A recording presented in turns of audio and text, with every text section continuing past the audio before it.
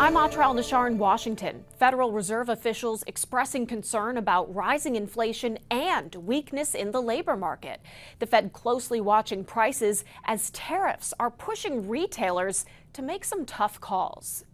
A dreaded rise in prices fueled by President Trump's trade war is coming to Home Depot. Obviously, tariff rates are significantly higher today than they were when we spoke in May. Executives were confident they wouldn't have to raise prices, and if certain items did get more expensive, they just wouldn't carry them. In an earnings call Tuesday, the company says some categories will see price increases, but it won't be, in their words, broad-based. Walmart, Target, Nike, Macy's, and Best Buy executives also say they're raising some prices to help offset the cost of new tariffs. And now our inflation is down to a perfect number, a beautiful number, hardly any at all. In July, wholesale prices rose almost 1% in just 1 month and 3.3% over 12 months, far more than expected.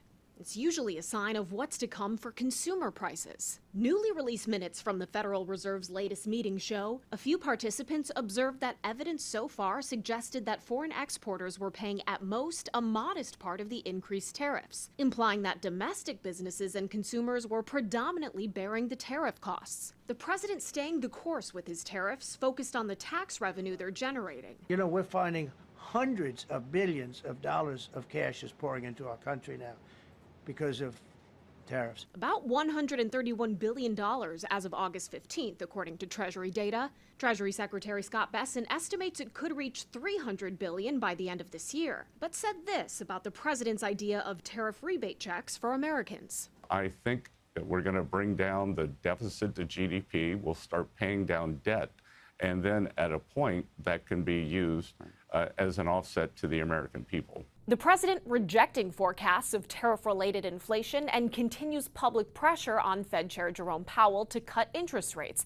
Powell's term ends in May, and we're now learning Trump's pool of potential replacements expanded to 11. Bessent will start meeting with them closer to Labor Day. In Washington, I'm Atra El-Nashar.